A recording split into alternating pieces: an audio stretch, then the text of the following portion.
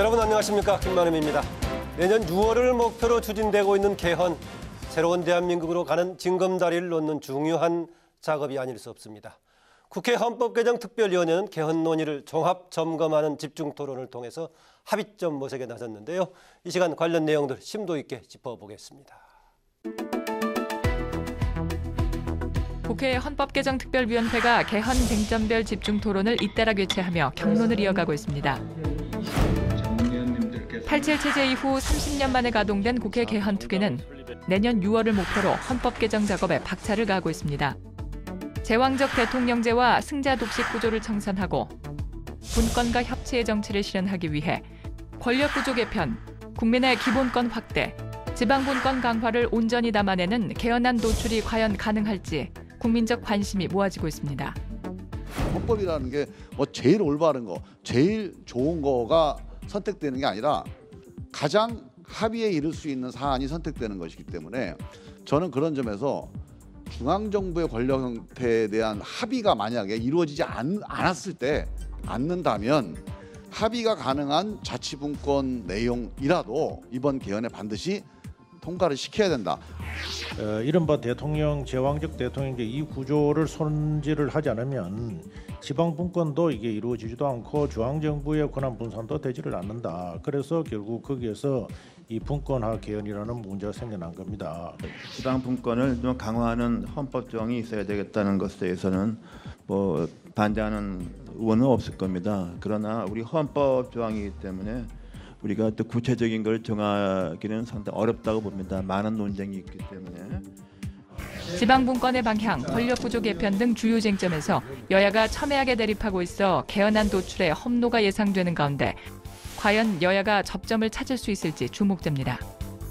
국민 주권을 보장하고 정치를 개혁하는 개헌이어야 합니다. 저는 내년 지방선거 때 개헌 국민투표를 함께하는 것이 바람직하다고 생각합니다. 그 시기를 놓친다면 국민들이 개헌의 뜻을 모으기가 쉽지 않을 것입니다. 과연 국민이 바라는 개헌은 실현될 수 있을 것인가? 개헌까지 넘어야 할 산은 무엇인지 주요 쟁점과 과제를 비롯해 국회 개헌 논의의 현 주소를 집중 진단해 봅니다.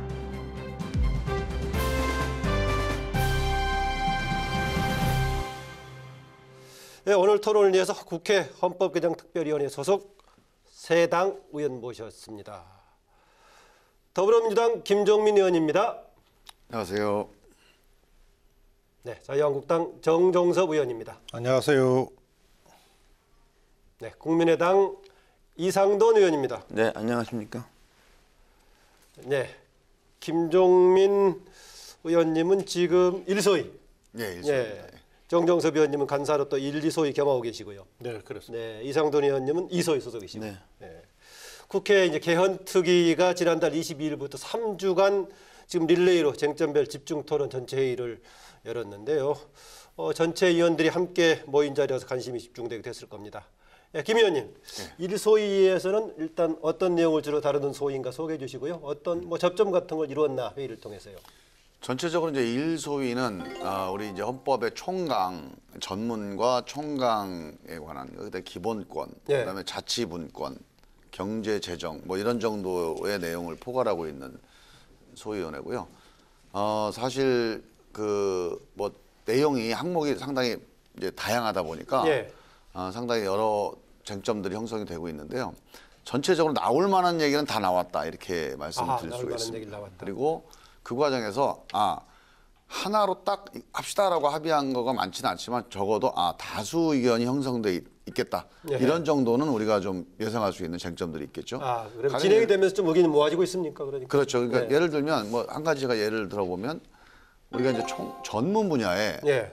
자 우리가 5.18 그다음에 6월 항쟁, 촛불 항쟁 이런 거를 전문에 우리 헌법적 가치로 담을 거냐 말 거냐 이런 논쟁이 계속 있었잖아요. 예. 뭐 이런 문제에 대해서도 가령 예를 들면 뭐 역사적 사실 전체를 아예 다 빼자 이런 의견도 있고 예. 한편으로는 6월 항쟁 정도까지는 우리가 공감대가 좀 있는 건데 촛불 항쟁은 너무 우리 역사적 평가가 좀 아직 시간이 필요한 거 아니냐. 뭐 이런 정도에서 이제 다수 의견, 소수 의견이 좀 구분되고 있는 예. 그런 정도의 여러 가지 쟁점들에 대한 다수, 소수 의견의 구분 정도가 좀 윤곽이 나오고 있는 예. 그런 상태다고 볼 수 있습니다. 정정섭 의원님, 이 소위는 뭐 정부 권력 구조를 다루는가요? 그렇습니다. 예, 뭐 선거제도 이런 중심으로 거요. 해서 예, 그렇습니다. 뭐 논의 과정에서 어떤 것들이 좀- 선거제도, 정당제도는 기본적으로는 우리 정치 개혁 예. 특별위원회에서 하는 거고 그와 관련되어 있는 헌법 조항에 대해서는 뭐 그런 논의를 합니다만 주로 권력 구조 부분, 예. 정부 형태 부분 그쪽이 주가 되어 있습니다. 이상돈 의원님, 그동안의 뭐 논의 과정 속에서 이 부분이 정말 합의 도출이 쉽지 않다라는 것들이 뭐가 있었습니까? 네, 이번 개헌 논의를 갖다 촉발시키는 것이 이른바 대통령의 권력이 너무 남용되고 있다 예. 이런 것에 대한 반성인데 그것을 어떤 방향으로 이제 개헌을 통해서 바꿀 것이냐 하는 것이 가장 그 어려운 문제고 아직까지도 합의가 좀 어려운 것이죠. 쉽게 얘기해서 기존의 대통령제의 골격 속에서 좀 개선을 하느냐 아니면은 차제에 뭐 의원내각제 또는 이원적 정부제라는 새로운 형태의 정부 형태를 가느냐에 대해서 각 당의 의견이 상당히 첨예하게 좀 대립이 돼 있는 상황입니다. 예. 우리가 헌법 지금 논의 과정 속에서 보자면은 아까 그 전문 뭐 총각 이런 얘기 하셨다시피 어떤 정신을 담을 것인가 이런 것도 있겠고요. 당장 헌법을 바꾸지 않으면은 우리 뭐 하위 법이라든가 우리 사회 정부 체계 이런 것에 문제가 있어서 바꾸지 않으면 안 된다라는 그런 쟁점이 있겠고 어떤 것은 또 시간이 세월이 많이 바뀌었기 때문에 이렇게 다듬을 필요가 있다는 여러 쟁점들이 있겠는데 그 점에서는 뭐 우선 가장 시급한 걸 뭘로 보십니까? 일단 기본적으로는 아까 우리 이상돈 의원님 말씀 주셨듯이 우리가 대의제를 우리 지금 헌법의 근간으로 지금 삼고 있는데 예. 이 대의제가 그러니까 쉽게 얘기하면 국민들의 주권이 제대로 대의되고 있느냐 하는 점에 대한 문제 제기가 있는 거거든요. 예. 광장민주주의가 지금 우리가 2004년 이후에 거의 지금 매년 반복되고 있는 거는 우리 대의제가 지금 작동하는데 뭔가 문제가 있다는 거죠. 예. 이 점을 어떻게 치유할 것이냐 이게 이제 우리 헌법 쟁점에서 가장 일단 기본적인 거고요. 예. 그다음에 또 하나가 중요한 게 이제 그동안에 결국 헌법이라고 하는 거는 우리 민주주의 역량을 제도화시킨 약속이란 말이죠. 민주주의 역량이 지금 최근 헌법 개정 이후 한 30년 동안 무지하게 높아졌어요. 이 민주주의 역량을 담아내는데 좀 부족함이 있는 제도, 보완할 제도가 뭐냐? 그중에서 대표적인 게 기본권과 자치분권인데 이 두 가지 요소에서 30년 동안의 사회 발전 또 민주역량의 성숙을 제도화시켜야 된다. 또 이게 이제 중요한 쟁점이 될 수 있겠습니다. 뭐 세 가지를 다 말씀하시네요. 대의제 골간 관련 말씀하시고 또 기본권에다가 지방분권도 말씀하셨는데요. 정 의원님, 지금 가장 핵심적이고 시급하다고 보는 조항. 그 전에 우리 개헌과 관련해서 좀 검토를 해야 되는데 지금 민주주의 역량이 우리 사회에서 굉장히 많이 크게 요구가 되고 있잖아요.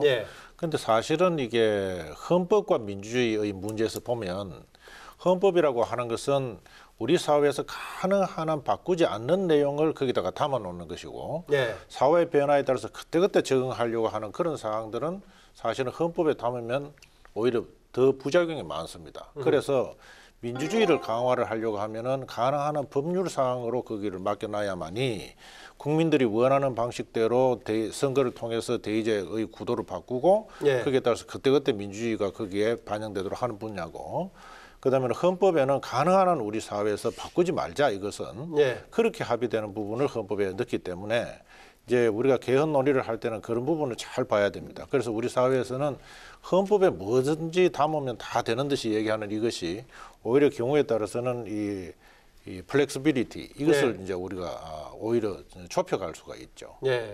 얘기하신 대로 그렇다면 오히려 반대로 과도하게 규제가 돼 있는 부분은 오히려 헌법에서 풀어줄 필요도 가끔 있겠네요. 그런 부분도 있고요. 그럼 오히려 이제 법률로 넣는 것이 훨씬 더 나은 부분이 있고 또 어떤 부분은 법률로 했지만 더 강하게 보장해야 될 부분은 헌법에다 올리는 부분이 필요하고 그렇습니다. 이상돈 의원님은 아까 뭐 강조를 하시긴 했습니다만은 지금 가장 우선적이고 시급한 과제를 뭘로 보십니까? 네, 일단 정부 형태를 어떻게 이제 결정하느냐 문제인데 거기에 대해서는 사실상 좀 합의가 안 되고 평행선을 가고 있습니다. 그래서 지금 이제 집권 여당 입장에서는 그 대통령 직선제를 그대로 두고 그런 협치를 반영할 수 있는 뭐 그 정도를 생각하는 것 같고 반면에 이제 다른 야당에서는 뭐 의원내각제 또는 같은 맥락에 있는 뭐 오스트리아식 분권형 대통령제를 예. 선호하고 있습니다. 그래서 평행선을 달리고 있고, 또 하나는 아까 김정민 의원께서 말씀하신, 말하자면 대의기구가 좀 고장나 있다. 그 쉽게 말하면 뭐냐 그러면은 촛불 같은 광장의 외침이었으면 국회가 도대체 반응하지 않는다. 그러니까 이제는 이번 개헌 때는 국회가 제대로 민심에 반응하지 않으면은 뭐 국민 발안제 같은 걸 통해서 예. 직접 민주주의를 하자는 것인데, 그러한 주장에 대해서는 또 유력한 반론도 많이 있습니다. 예. 그 대의제의 근간을 훼손해서는 안 되는 게 아니냐. 예. 그런 그것도 현재 상당히 좀 평행선 같은 논쟁이 있습니다. 예. 그 부분과 관련해서 이제 대의제 민주주의는 제 전공이기도 하지만은 예. 국민들 대의기관도 결국은 국민 주권의 바탕을 두는 것이고, 그래서 그 대의기관도 국민의 대표기관입니다. 그렇죠? 그런데 이 국민들의 요구가 있음에도 불구하고 국민 대표기관이 그 요구를 받아들이지 못하니까 결국은 직접적인 방법으로 이거를 표현해야 되겠다, 주권자로서, 이런 요구가 있기 때문에 예. 그런 직접 민주주의 요소에 대해서는 이제 폐해도 있지만, 그런 폐단을 최소한으로 줄인다면은 우리가 어느 정도 국민이 직접 대의제가 작동을 하지 않을 때 주권자로서 국민들이 직접 의사를 표현하는, 또 자기 의사를 관철하는 그런 부분은 또 검토해야 되지 않는가 하는 뭐 그런 부분은 아주 어떻게 보면 생산적으로 지금 검토가 되고 있습니다. 네, 뭐 제가 처음 질문을 여러 가지 개헌 논의 중에서 어느 것을 우선적으로 중요한 과제로 생각하는 질문들이다 보니까 먼저 나왔는데요. 뒤에서 조금 상세하게 좀 보기로 하고요. 먼저 일소위에서 다루는 게 아까 주로 기본권 관련된 부분이죠. 예. 대체로 어떤 것들이 약간 논의되고 있냐는 질문을 드렸었는데 지금 전체 회의 과정 속에, 소위 전체 회의 과정 속에서 되게 뭐 중시하는 것들이 어떤 내용들입니까? 이제 기본권이라고 하면은 사실 조항이 상당히 다양합니다. 예. 뭐 이 자유권적 기본권, 사회권적 기본권, 또 그 각각에서도 또 이제 사회 변화에 따라서 강조하는 내용이 달라서, 근래에 와서는 무슨 사회권적인 기본권 좀 많이 넣자는 그런 주장입니까? 그래서 뭐 자유권적 기본권이든 사회권적 기본권이 확대되는 방향으로, 예를 들면 예. 대표적인 게 이제 환경권 같은 경우죠. 지금 이제 환경 문제가 상당히 이제 쟁점이 되고 중요해지니까, 우리 공동체의 근간이 되니까 환경권 같은 조항, 이런 것들이 강조가 되고요. 그다음에 우리가 안전 문제가 지금 최근에 이슈가 되잖아요. 네. 그러다 보니까 이제 이 자유권적 기본권에서도 생명권에 대한 문제, 이런 것들이 이제 기본권 조항으로 문제가 되고, 그다음에 이제 최근 우리가 문제가 되는 게, 우리의 헌법에 보면 근로의 권리가 있습니다. 이게 이제 기본권으로서 그 근로의 권리가 있는데, 근로는 권리긴 한데 근로에 대한 보상이 지금 정규직 비정규직 양극화가 심해지면서 예. 보상이 상당히 이제 어떤 인간의 실존을 위협할 정도 수준까지 양극화가 되는 거를 헌법적으로 이걸 막거나 치유해야 된다. 그래서 근로의 권리와 아울러서 근로에 대해서 공정하게 보상받을 수 있는 권리에 대한 규정도 좀 필요하겠다. 예. 이런 정도가 이제 그 각각 기본권에 대해서 확대되는 것이고요. 사회 변화와 관련해서 또 강조되는 게 정보 기본권 문제. 그러니까 정보와 이게 지식 정보 사회가 되면서 정보에 대해서 자기 정보를 보호하거나 예. 공개하거나 이 결정할 수 있는 권리를 또 우리가 헌법적으로 보장해야 되는 거 아니냐. 뭐 이런 식의 다양한 논의들이 이제 전개되고 있죠. 두 분 어떻습니까? 뭐 거의 다 말씀하셨는데, 우리 사회가 이제 많이 변했죠. 그런 거 정보화 사회로 변함에 따라서 그게 요구되는 거. 또 국민들이 안전하게 살아야 되겠다. 아까 건강 말씀하신 취지에 비춰본다면 두 가지 쟁점이 다 가능하겠죠. 방향에 관한 논의도 가능하겠고 또 이것을 헌법에 규정해야 되느냐 그런 관점 둘 다 방법이 가능하겠죠. 있습니다. 예, 그래서 독일에서도 많이 논의된 것이지만은 국민이 안전하게 사는 사회를 만들려면 어떻게 해야 되느냐? 네. 그러면 국민에게 안전권을 보장하는 게 맞느냐? 그렇지 않으면 국가로 하여금 국민으로 안전하게 살도록 하는 그런 의무를 구체화시키는 게 맞느냐?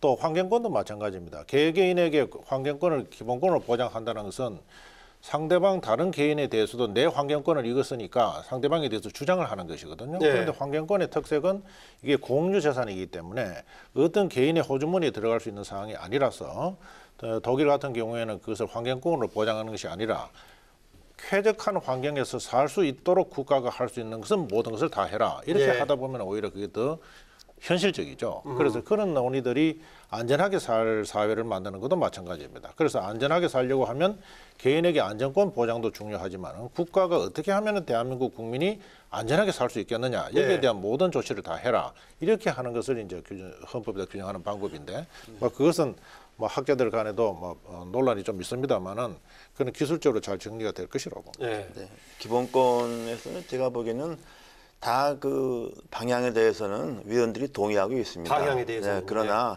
이런 것을 얼마만큼 헌법 조항에 네. 받아들일 것이냐, 이게 너무 많이 받아들이게 되면 헌법이 너무나 구체화된다는 네. 이런 논의가 있고요.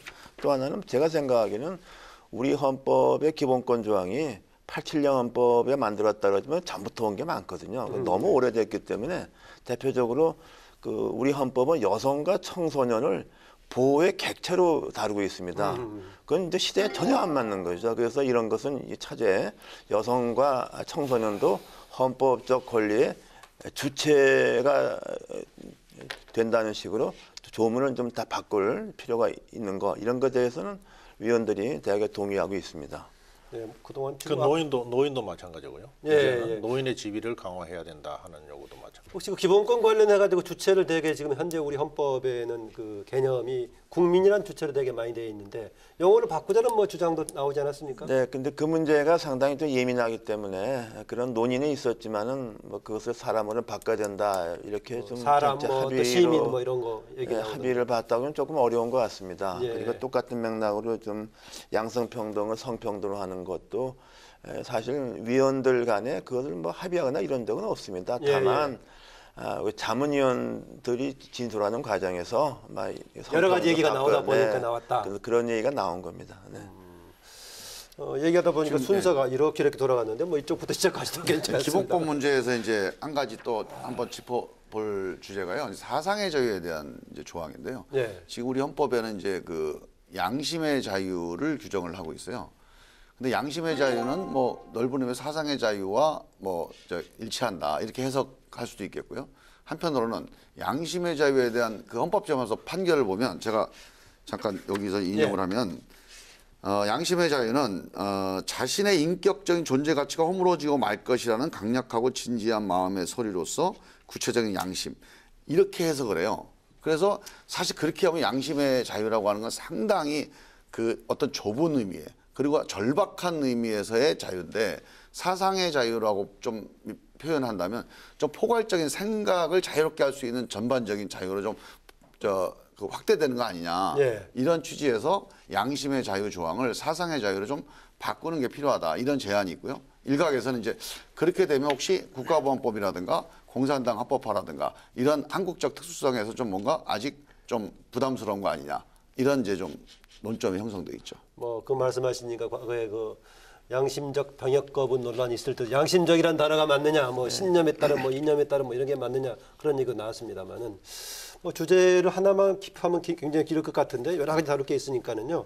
아까 대의제 말씀하시면서 큰 틀은 두 개를 얘기했습니다. 하나는 지금 대통령 권력으로 집중된 문제에 대한 분권 얘기를 하셨고 또 나머지 국민 참여 방식으로서의 국민 발안 소환 얘기를 하셨는데 이런 걸 지금 헌법에 넣자는 그런 얘기도 있습니까? 어떻습니까? 네, 발안 소환 이런 네, 거예요. 그래서 이제 국민 발안제라고 할 때는 엄격하게 말할 것 같으면 국회를 거치지 않고 법률이 제정되거나 심지어 국회의 동의도 없이 국민투표를 통해서 뭐 개헌을 하자 이런 주장까지 나와 있는데 거기에 대해서는 이제 대의원이 청원 방식이 아니고 국민이 직접 할 수 있다 이런 네, 이제 그런 것이 그게 이제 외부의 경우도 예. 법률을 갖다 국회를 거치지 않고 국민이 발안해서 주민 투표하면은 법률과 똑같은 형식의 이제 법안이 통과되는 것이죠. 근데 특히 내부의 기류는 어떻습니까? 그런 주장에 대해서. 거기에 대해서도 좀 제가 좀 말씀드리기는 거기 지금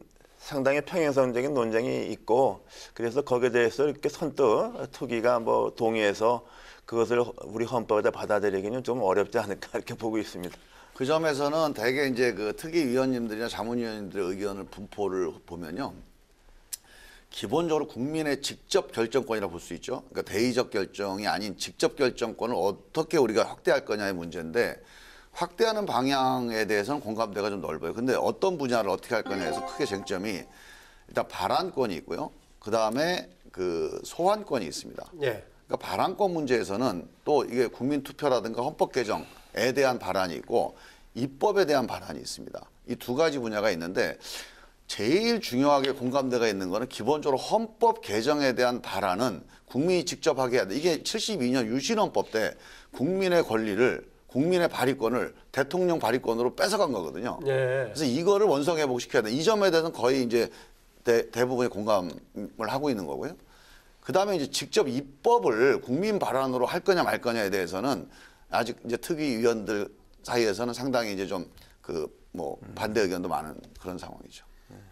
뭐 아시다시피 그런 부분도 이제 방법이 여러 가지입니다. 예를 들어서 국민이 발언을 하고 국민이 바로 국민 투표를 하는 방법도 있고, 국민이 발언하더라도 대의기관 국회에서 그걸 검토하게 하는 방법도 있고, 그래서 레벨의 차이가 있기 때문에 그 문제는 이제 저희들이 장단점을 잘 판단을 해서 이제 결정을 해야 될 텐데, 거기에 대해서는 뭐 의원들 간에 아직도 다양한 의견들이 존재한다 이런 말씀드릴 수 있습니다.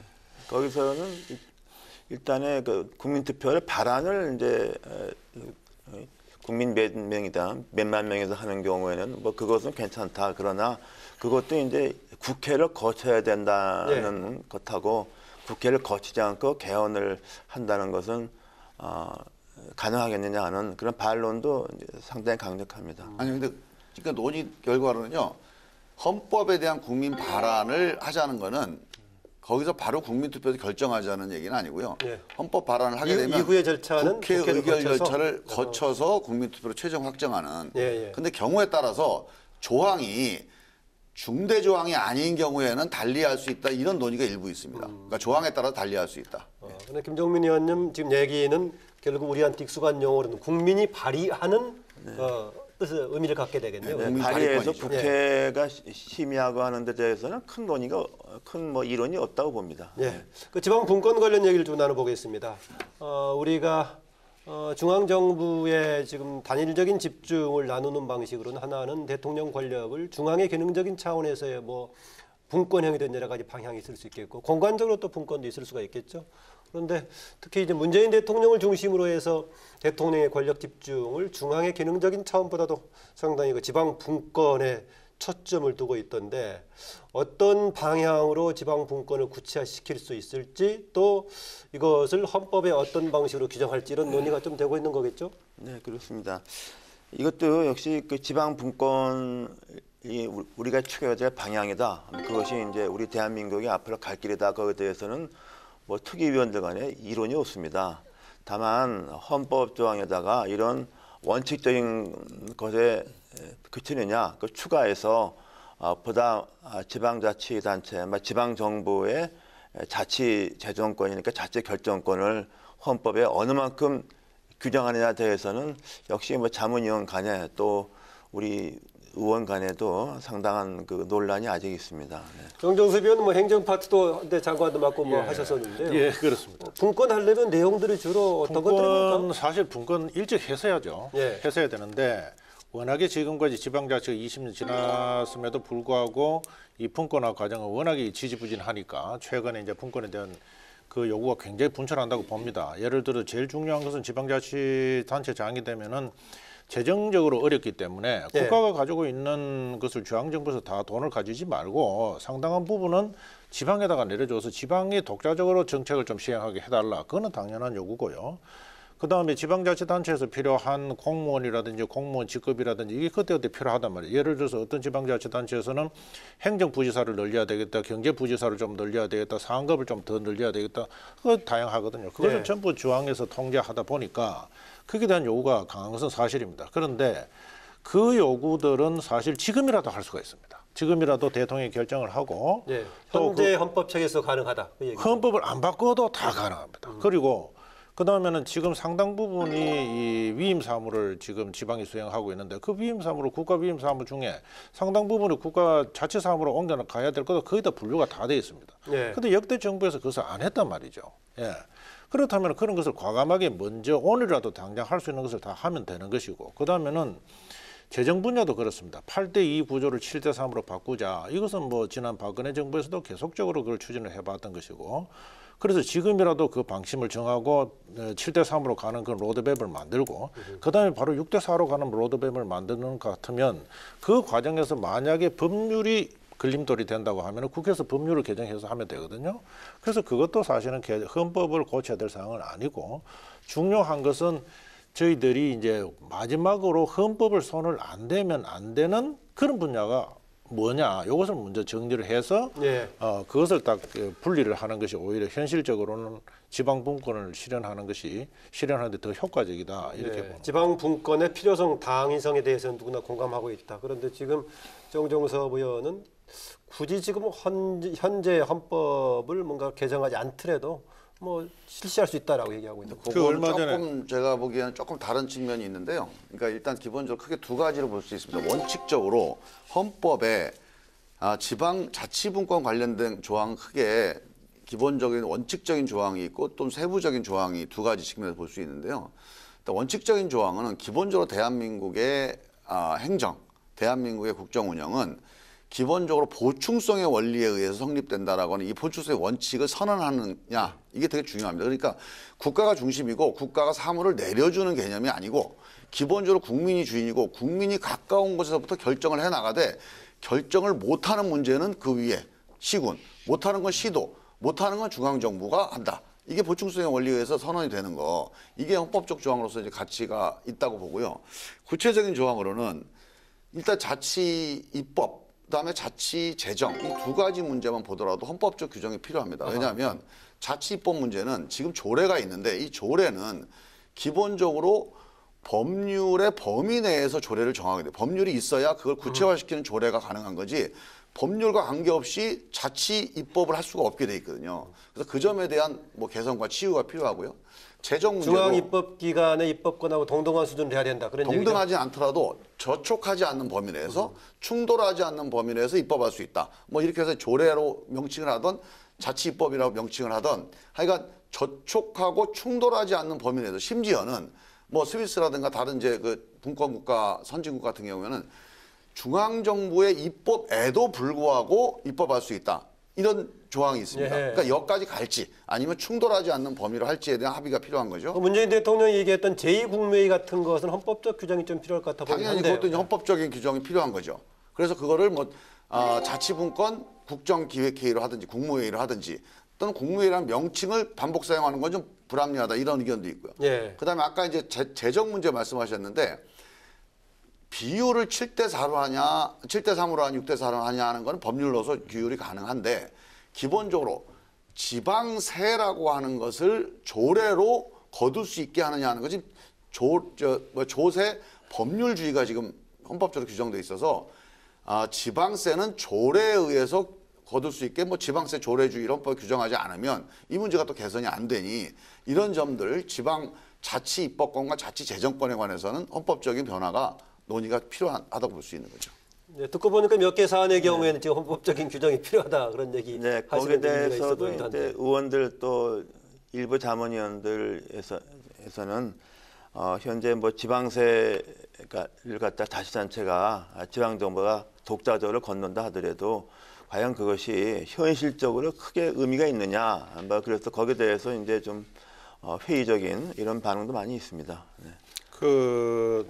아까 말씀하신 대로 이제 지금 법령의 범위 안에서 조례를 정하는 거를 네. 법령에 위반되지 않으면 조례를 정할 수 있다. 그것은 학계에서도 상당 부분 얘기가 된 거거든요. 이미 이제 그런 조례도 그런 기능을 할 수 있다는 그렇죠. 거죠. 예. 그러면 그거를 하려면은 헌법 개정이 필요한데, 그젠가 박원순 시장이 또 마찬가지로 그런 얘기를 했던데, 예를 들어서 이번에 개헌이 안 되면 그런 지방 분권 안 할 것이냐? 당연히 지금 분권을 해야 됩니다. 그래서 아까 말씀드린 대로 개헌을 해야만이 해야 될 사항과 개헌을 안 해도 될 사항은 지금이라도 빨리 하는 게 좋다. 그다음에 그 보충성 원칙도 마찬가지입니다. 보충성 원칙도 헌법에 규정이 없어도 문재인 정부에서는 중앙정부와 지방자치의 문제를 보충성 원칙을 철학으로 삼겠다. 그래서 해서 지금이라도 중앙정부의 권한과 기능을 그런 식으로 운영을 하면 상당 부분 실현할 수가 있어요. 그래서 저는 뭐고 하면은 너무 헌법 개정이 꼭 헌법 개정이 돼야만이 지방 분권이 이루어지는 그 같이 이렇게 가다 보면 헌법 개정이 안 되는 경우에는 어떻게 할 거냐. 예. 그래서 이제 우리들이 헌법 개정을 해야 될 사항과 헌법 개정하지 않고도 분권을 할 수 있는 부분은 빨리 그것을 시행을 해보는 것이 저는 필요하다 그걸 얘기합니다. 예. 이게 헌법 예, 이게 한 가지만 좀 보충을 드리면 뭐 전적으로 저는 정정섭 의원님 말씀에 공감을 하고요.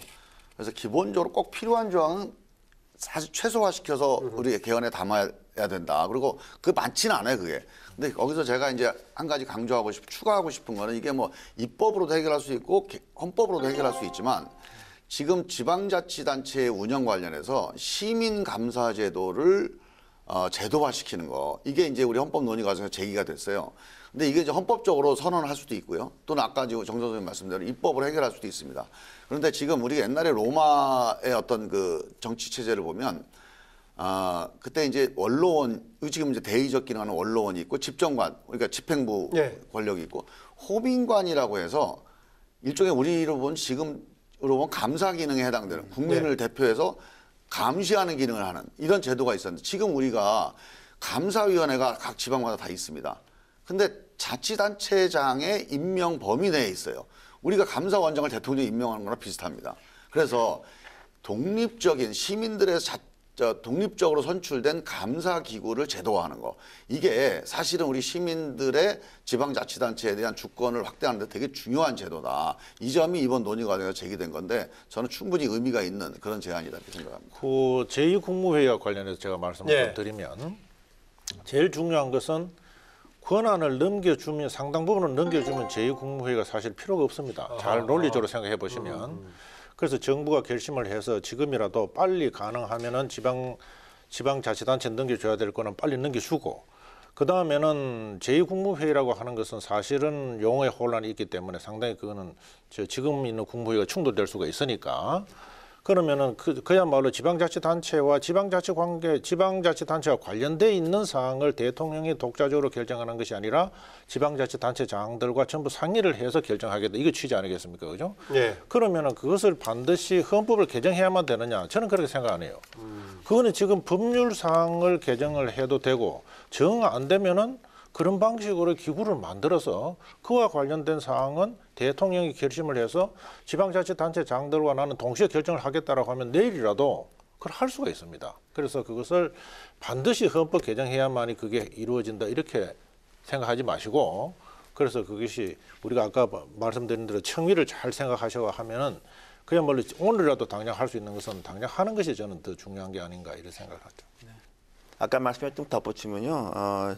이게 논의는 굉장히 많은데 사실 우리 지방 정부도 지방자치단체도 하늘과 땅 차이가 있지 않습니까? 그렇습니다. 그 질문을 드리려고 했어요. 네, 아까 재정 재정 관련해서 헌법해야 될지 법률해야 될지 하는 건데 네, 격차가 굉장히 있을 건데. 격차가 있어서 예를 들면 자치 과세권을 인정하자 할 것 같으면은 서울이나 경기 같은 데는 세원이 풍부하지만은 그 재정이 굉장히 열악한 그 분단이 작은 시는 어떻게 할 거냐 뭐 그런 것을 헌법에 넣는다고 과연 지방 분권에 도움이 될 거냐 뭐 이런 반론도 충분히 있습니다. 그 부분은 현재 법률적으로 조정을 지금도 하거든요. 예. 자치단체마다 그 불균형한 거 조정을 하는데 그걸 이제 적극적으로 정부에서는 좀 조정을 하려고 하지만은 자치단체에서 저항이 굉장히 강합니다. 그때 경기도 내에서 자치단체 간에 좀 논란이 한참 그렇죠. 있었죠. 내 돈을 예. 왜 다른 지방자치단체에 주느냐 하기 때문에 그렇지만은 내 돈이라고 하기 이전에 국가 전체가 이게 균형적으로 발전해야 된다고 볼 것 같으면 그 조정 제도는 꼭 필요한 거고. 예. 네. 그런 근데 제가 이제 그 이 문제도 아주 원칙적으로 우리가 다시 이제 백투더 베이직이 필요한 문제인데요. 예. 왜 우리가 이제 자치 분권 얘기를 하느냐? 저는 그냥 단순한 효율성만 따지면 중앙 정부가 어떤 우리 공동체 전체를 위해서 공공선을 위해서 합리적으로 결정하는 게 더 효율적일 수가 있습니다. 그러나 우리 전체의 민주적인 역량과 국가 역량을 강화하는 데서 왜 자치가 필요하냐면요. 지금 우리가 교부세 제도를 통해서 조정을 해주거든요. 네. 그래서 좀 모자란 데가 더 줍니다, 지금. 근데 이렇게 되면 어떤 문제가 생기냐면요. 기본적으로 뭐 1억 원이 필요하다. 우리 지방자치단체 운영하는데 1억 원이 필요한데 1억 원을 국가에서 줘요. 맞춰줘요. 그러면 사실 공무원이 수요가 인구가 줄어들잖아요. 지방에 지금. 공무원이 줄어들어야 되는데 기본적으로 국가에서 맞춰주니까 기본적으로 이걸 책임 있게 운영을 안 합니다. 그래서 저는 왜 이 조세에서 지방세 조례주의가 필요하냐. 스스로 세금을 결정을 하는 권한을 갖게 되잖아요. 예. 그러면 그 결과에 대해 책임지게 되는 또 책임도 갖게 돼서 전체적인 우리 자치와 민주 역량이 발전돼가는 방향으로 본다면 자치분권을 강화하는 게 꼭 필요하다. 이런 취지가 좀 저는 강조될 필요가 있다고 보는 거죠. 예. 그 다음 주제는 지금 중앙 정부 형태, 정부 권력 구조 관련 얘기입니다. 간혹 지금 현행 대통령제를 어떻게 바꾸는 방향에 대해서 그게 뭐 중요하냐, 오히려 기본권이 중요하다, 뭐 이런 얘기 하시는 분들도 있는데, 그래도 그동안에 보면은 견해에 관한 가장 적극적으로 해왔던 분들은 되게 지금 현행 대통령제를 개편하는 게 필요하다라는 쪽이었습니다. 지난번 제가 알기로는 국회 개헌특위에서 잠정안으로서 뭐 혼합형 뭐 이런 것을 또 얘기됐던 것 같은데, 이 부분은 이상돈 의원님께서 오랫동안 또 연구도 해오셨으니까요. 지금 그 논의의 대개 방향은 어떻게 되고 있습니까? 논의의 방향이 제가 보기에는 계속 평행선을 가고 있습니다. 평행선입니까? 어떻게 평행선입니까? 네, 그 처음부터 제가 느끼기는 대통령 선거 전에는 상당히 그 분권형 대통령제랄까 뭐 의원내각제 쪽에 그때 잠정안던 보고서 네, 나왔었죠. 그런 것 우리 당 기본 입장 그렇습니다. 그쪽인데 그리고 그러나 제가 느끼기에 더불어민주당은 특히 대선 후에는 대통령제의 근간을 또 말하자면 연임제 한 번에 한해서 연임할 수 있는 대통령제 이것을 좀 고수하겠는 것 같고, 반면에 우리 국민의당이나 또 자유한국당에서는 의원내각제 또는 거의 연장선에 있는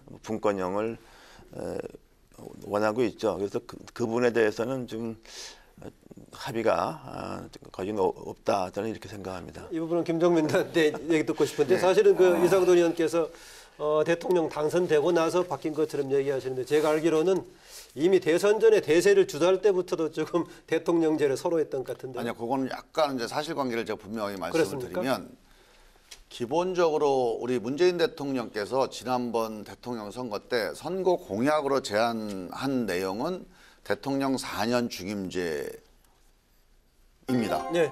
그리고 지금 대통령제보다 훨씬 더 미국식 대통령제에 근접한 안으로 개선을 하자. 이게 이제 지난번 그 제안의 내용이었죠. 그럼 무슨 권력 분립을 정확하게 하자 이런 얘기인가요? 그래서 기본적으로 예산 입법권에서의 정부 입법권을 좀 축소하고, 그 다음에 예산권에 있어서도 예산 증액 동의권을 폐지하고 국회의 증액권을 좀 인정하는, 국회 권한을 입법과 예산 분야에서 좀 확대하자, 이런 정도의 내용이었는데, 지금 우리 당에서는 이제 그거는 이제 우리 후보의 이제 그 공약이었는데, 당론으로서 헌법 개정안이 정리된 바는 없습니다. 아직까지.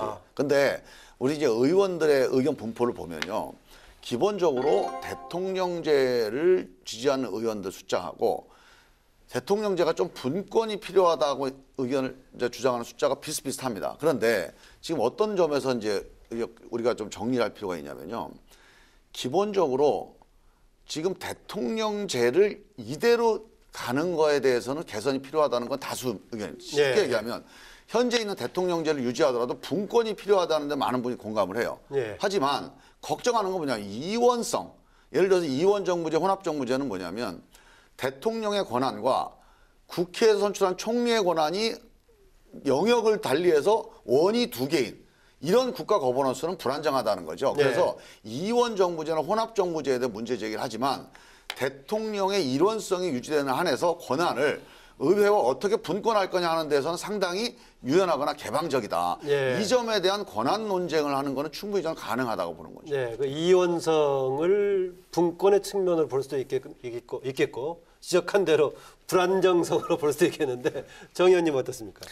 그 국회를 좀 정상화시켜야 되는 건 당연하죠. 예. 지금까지 저희들이 민주화 이후에도 역시 마찬가지로 권위주의적인 정부 형태 또 전 통치 방식이 그대로 유지되고 있으니까 어쨌든 국회를 더 정상화시켜야 되는 건 분명한데, 문제는 지금 이제 역대 대통령이 다 실패를 했다라고 보는 거는 결국은 내각과 저 내치와 외치에서 이게 전부 통합이 되다 보니까 그 내각과 국무총리가 형해화돼 버리고 예. 그 대통령 1인이 독주를 하면 이거를 제어할 방법도 없고 또 대통령 1인이 독주를 하면 청와대가 비대해지고 청와대가 비대해지면 그 안에서 실세가 생겨나고 실세들이 생겨나면 결국은 정책 판단에서 상당 부분에 이제 오류가 생겨나는데 그거를 교정할 방법이 없는 거죠. 예. 그래서 이런 부분을 어떻게 해결할 것인가가 결국은 이제까지 정부 형태 개헌론의 핵심인데 결국 그 하나의 방법이 대통령은 결국은 저 국가 원수로서의 역할을 맡고 결국은 총리라고 하는 것은 행정부 수반으로 해서 거기에서 분권화를 실행을 해야만이 이게 결국은 해결이 될 수 있겠다. 이게 결국은 개헌론의 핵심이죠. 예. 예. 그러니까 이원 방향으로 가지만은 오히려 초점은 그 내각제에 가까운 쪽. 그래서 아까 오스트리아형 뭐 비슷하게 네, 얘기하셨던 그런 쪽 같습니다. 네. 예. 여기서 재밌는 것은요. 우리 이제 개헌특위에 자문위원들이 많이 있지 않습니까? 특히 이제 정부 형태에서는 그래도 우리나라에서 내놓으라 하는 정치학자, 헌법학자들이 다수 포진되어 있는데요. 하여튼 그분들의 의견은 오히려 뭐 의원내각제 쪽으로 좀 기울어 있다고 봅니다. 사실요. 여론조사에 보면은 전문가들은 유럽식의 의원내각제 선호가 많습니다. 근데 개헌은 전문가가 하는 게 아니지 않습니까? 예, 예. 근데 국민 여론 다수는 대통령제 유지가 그 많습니다. 그래서 그런 거가 다 하나 특징이고요.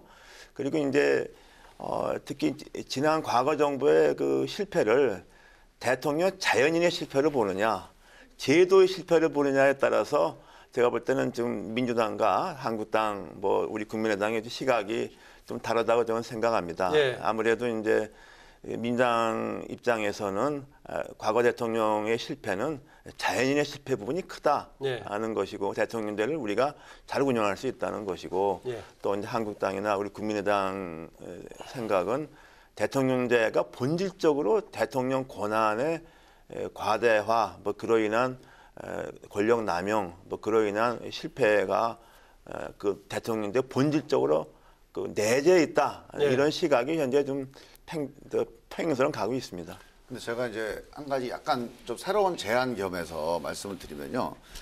그 지금 이제 이상돈 의원님께서 사람의 실패냐 제도의 실패냐 이런 쟁점을 말씀을 주셨는데 사실은 제가 이제 노무현 대통령을 모시고 이제 그 청와대 같이 이제 그 보좌진으로 일을 할 때 예. 노무현 대통령이 여러 번 말씀하신 게 대한민국은 성공했지만 대통령은 실패했다. 이 말은 어떤 한두 사람의 대통령의 실패를 얘기한 게 아니고 당신이 대통령 5년 해보니까 이 대통령이라는 제도 자체가 기본적으로 국민들이 지금 기대하고 있는 걸 충족시키기가 어려운 제도적인 실패를 함축하고 있는 거거든요. 그래서 이게 민주당 전체가 사람과 제도의 문제에서 사람의 실패로 보는 건 아니고요. 최근에 이제 박근혜 대통령의 국정농단 문제가 쟁점이 돼서 그 점이 좀 부각된 거라고 보시는 정도라고 생각하시면 되고 저는 본질적으로 현재에 있는 이 제도 문제를 치유해야 된다는 데 동의합니다. 그런데 제도를 치유하는 데 있어서 궁극적으로는 대의기구는 의회가 중심이 되는 게 맞다. 의회 중심제로 가는 게 궁극적인 민주주의 정신에 부합된다고 보는데 예. 기본적으로 정당과 의회의 국민적 신뢰와 역사적 경험의 축적이 아직 부족하니 이 의회가 중심이 된 대의기구의 일원화가 쉽지가 않아서 내각 책임제로 못 가는 거 아닙니까 지금. 예. 이 중간 과정을 지금 대통령이라고 하는 국민들이 보기에 딱 저 사람을 우리가 맡기면 저 사람은 감시할 수 있겠다. 한 사람 감시하는 게 편한 거예요 지금. 그 대통령을 직선으로 뽑아서 우리 이제 이 권력은 이제 주는 건데 예. 이 대통령제를 유지하더라도 대통령이 의회와 협치할 수 있게 만드는 제도로서 제가 제안하고 싶은 거는 이원정부제 같이 완전히 분권을 해버리면요. 기본적인 국정지휘권의 소재가 궁극적으로 불투명해지는 문제점이 있어서 예. 궁극적으로는 대통령이 국정지휘권을 궁극적으로 갖되 총리와 내각이 헌법적 기능을 할 수 있게 하는 거. 네. 이게 책임 총리제와 책임 장관제인데 이미 노무현 대통령 때 시도를 해봤던 거거든요. 이거를 위한 헌법적인 그 치유는 딱 한 조항만 고치면 됩니다. 지금 국무총리를 대통령이 지명하고 국회에서 동의하게 돼 있거든요. 이거를 국회에서 국무총리 후보를 추천하게 하는 사전 추천 제도로 바꾸면 국회에서 대통령이 여당과 야당들과 협의해서 국무총리 추천안을 또 후보를 논의를 하고 예. 이 국무총리가 국무위원들을 제청하게 되면 헌법적 어떤 재청권을 실질화시켜서 실질적으로 대통령이 야당 내지는 국회와 논의를 해서 내각을 네. 구성하는 이런 구조가 가능하다. 이 정도만 되면 분권형 대통령제가 가능하다고 저는 보는 거죠. 네, 알겠습니다. 지금 그 새로운 제안이라서. 네, 지금 뭐다 헌법학자 출신들도 계시는데 현재 헌법 구조에서는 기본권 조항 다음에 국회가 먼저 앞서 있죠. 헌법 구성에서의 순서는. 그렇습니다. 예, 앞서 있어서 대의제 기관의 우선순위 뭐 국회가 있다는 일리가 있어 보입니다. 그런데요, 역대 국회의장들이 거의 100%가 지금 이대로는 안 된다라고 지금 개헌을 얘기하고 있죠. 그 중에 하나가요. 현재 우리가 여당 야당이라고 부르고 있는데 실제 여당 야당의 개념은 그 정당이 책임지고 국정을 이끌어가는 내각제적 개념 아니겠습니까? 그래서 뭔가 이런 뭔가 조금 제도적인 불합치성은 반드시 조금 수정이 돼야 되지 않겠어요? 네, 그걸 이제 어떻게 바꾸느냐는 것이죠. 근데 이제 아무래도 지금 대통령제를 벌써 이제 오래 해봤는데 계속 네. 그런 얘기가 나오니까 그래서 이제 좀 획기적으로 바꾸자는 것이고 또 우리 국민들의 정서라는 게 또 그게 안 그런 것 같아요. 대통령제를 유지를 원하는 게 저는 확실히 국민 다수라고 봅니다.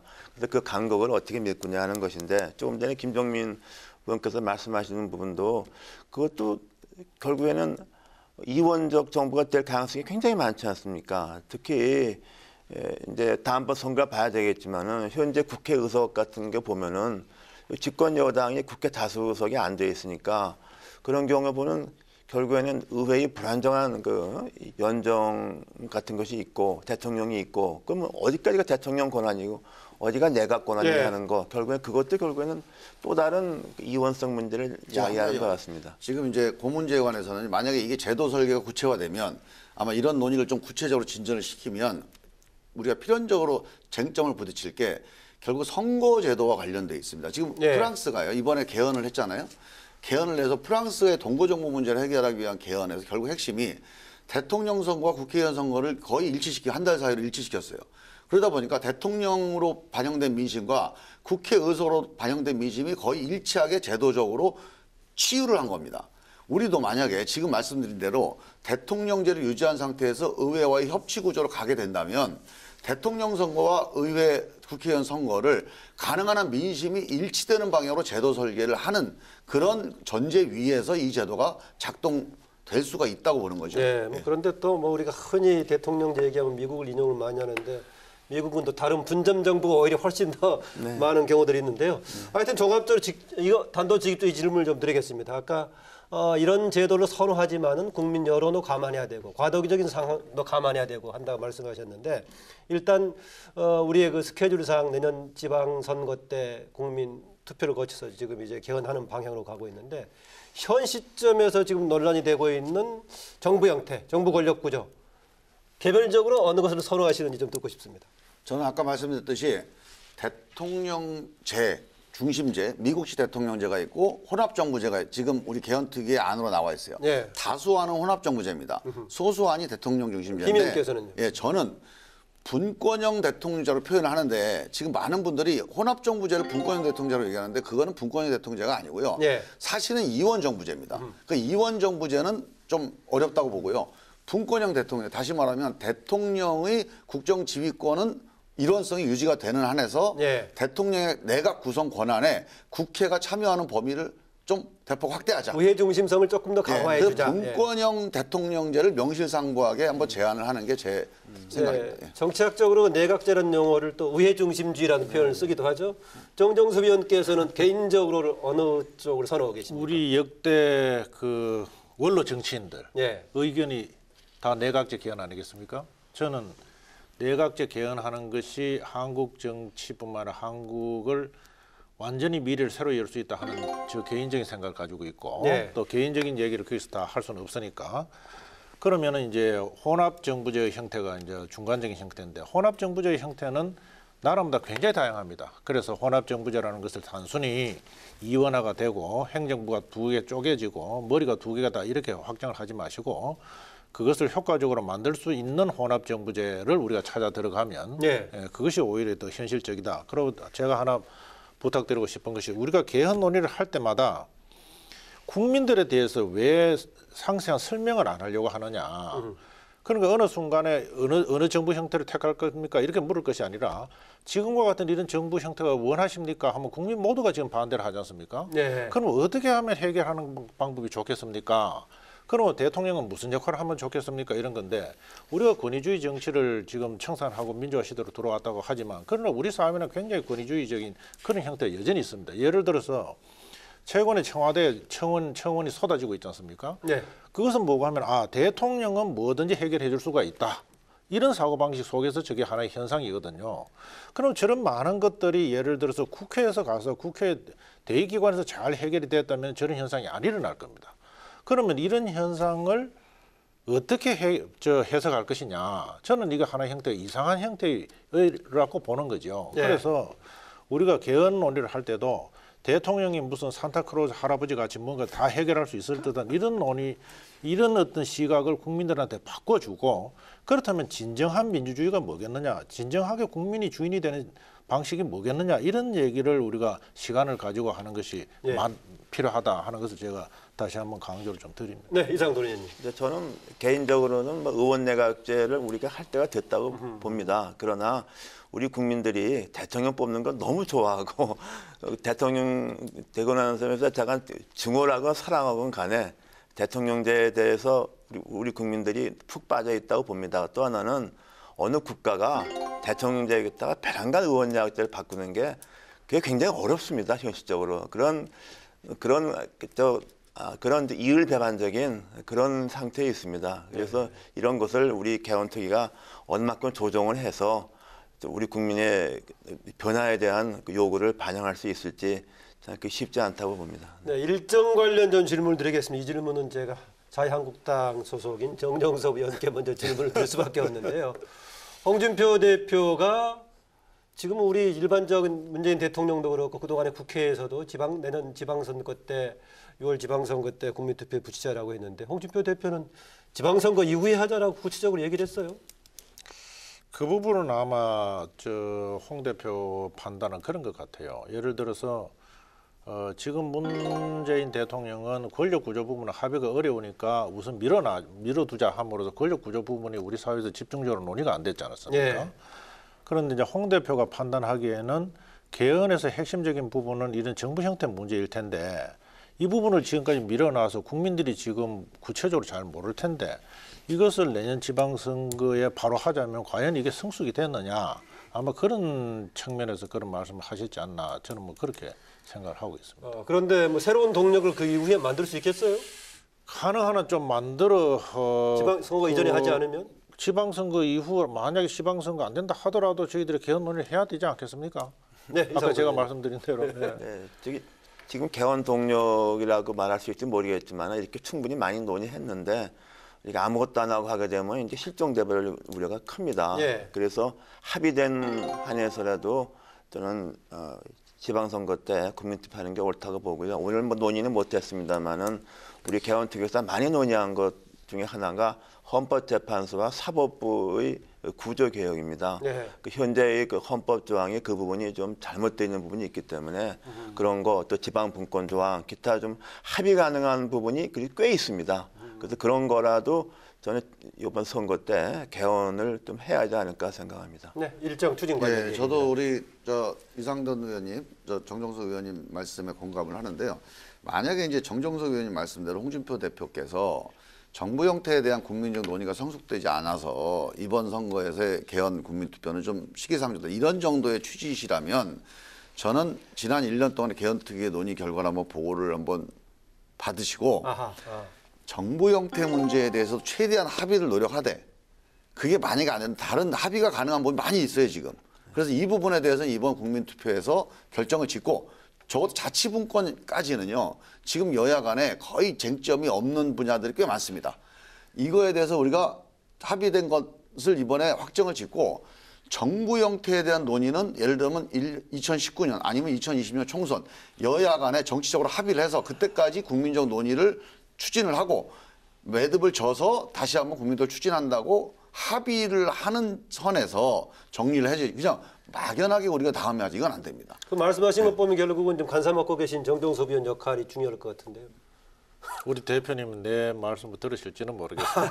제가 이번에 저 우리 자유한국당에서 그래서 이제 저는 이제 우리끼리 얘기하면 이런 얘기가 기술적으로 상당 부분 좀 얘기가 쉽게 되지만은 이제 이런 합의된 부분만 가지고 하자 해라고 했을 때 개헌 반대론자들의 오히려 그게 무슨 개헌이냐. 지금까지 10년 이상 얘기하고자 하는 게 저 핵심적인 권력 구조 부분인데 네. 그것을 손을 안 대고 나머지 하자는 것은 이거는 완전히 넌센스다.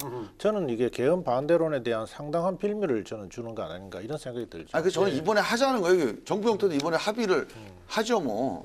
왜 못합니까? 그러니까 우리 할 수 홍준표 있으면 대표님이 지금 하지 말자 그래서 이 벽에 부딪힌 거예요 사실. 그렇게 해서 가능한 한 저희들이 지금부터라도 권력 구조 부분에 머리를 맞대고 정말 이게 제왕적 대통령제를 극복할 수 있는 길 이거는 사심 없이 정말 우리가 논의를 해야 됩니다. 저는 그렇게 생각을 하는 거고 그 문을 열 때 비로소 개헌 논의가 제대로 이게 진행이 되고 좀 순조롭게 가지 않을까 하는 거고 그 여기에서는 우리가 정파적 이익을 완전히 벗어나서 정말 대한민국이 발전하는 데 무엇이 필요한가 이 얘기를 저는 하는 것이 참 필요하다. 네, 형식상으로 현재 추진 방식은 국회에서 지금 발의하는 것하고 대통령 발의하는 것인데 국회가 중심이 돼서 하는 방향으로 되게 해왔습니다. 어떻습니까? 올해 말까지 조문 자체를 포함한 큰 틀을 만들 수 있겠어요? 국회에서? 조문까지는 금년 연말은 좀 어렵고요. 또 희망사항은 금년 연말까지라도 우리가 합의할 수 있는 부분을 좀 그 분야를 좀 추리고 아마 새해 들어서 조문화 작업하고 또 국민 소통하게 되면은 저는 가능하다고 봅니다. 네.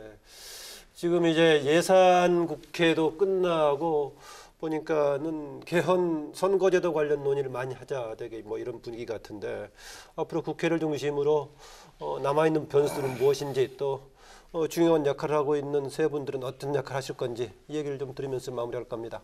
지금 되게 전망을 해보면요. 지금 이번에 예산 통과됐잖아요. 며칠 됐습니다. 며칠 됐는데 그 예산이 통과되고 나면 이 문제에도 본격적인 논의를 하자는 공감대가 지금 형성돼 있습니다. 예. 그래서 제가 보기에는 올해 안에 그 헌법 개정안을 토론했던 논의만 내용을 계속할 것이 아니라 가닥을 잡아가야 예. 되지 않겠습니까? 조문화는 기초 소위가 올해 안에 구성될 거로 전망이 되고요. 예. 이 기초 소위가 적어도 내년 1월, 2월 한 2달 정도는 기초안 작성 작업을 아마 진행을 할 거라고 봅니다. 이 과정에서 저는 여야의 지도부들이 핵심적인 쟁점에 대한 특히 핵심적인 게 정부 형태와 선거제도 이 두 가지에 대한 정치적 협상을 깊이 있게 병행해서 진행을 할 필요가 있겠다. 김종민 의원의 개인의 약속 다짐할 수 없습니까? 추진 과정에서. 개인의 약속 저는 이제 기초소위가 구성이 되고 네. 이 당 지도부 간에 이 협상이 진행되는데 초선 의원으로서 네. 최선을 다해서 정정섭 의원께서도 개인의 역할까지 포함해서 앞으로의 과제 말씀해 주세요. 지난 세월 생각해 보면 국회의장 소속의 자문위원회가 끝없이 우리 개헌 논의를 했지 그랬죠, 않습니까? 예. 그래서 그것이 축적이 돼서 그야말로 국회에 지금 개헌 특위가 정말 이게 역사적으로 만들어졌는데 이 기회를 저희들이 옛날 자문위원회 같이 그렇게 넘길 수는 없는 것이다. 저는 그렇게 예. 생각을 하고요. 어쨌든지 저희들이 적극적으로 노력을 해서 정말 이번에는 대한민국을 살릴 수 있는 그런 어떤 개헌안을 반드시 만들어내야 되겠다 하는 그런 생각을 가지고 있습니다.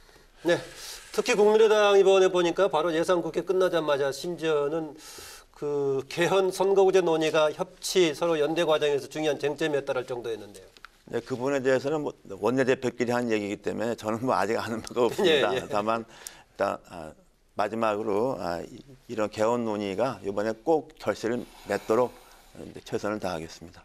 최선을 다하시겠다. 뭐 어쨌든 간에 지금 상당히 그런 과정인데요.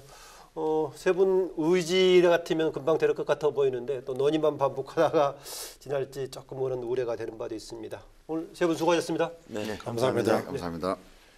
예, 지난 겨울 그 촛불을 들었던 많은 국민들이 새로운 대한민국을 꿈꿨습니다. 87년 체제라는 낡은 옷을 벗고 새로운 미래로 가기 위한 개헌이야말로 정치권에 주어진 시대적인 과제가 아닐까 싶습니다. 개헌 특위의 어깨가 무겁습니다. 마지막까지 최선을 다해주길 바라면서 토론당당 여기서 마무리하겠습니다. 고맙습니다.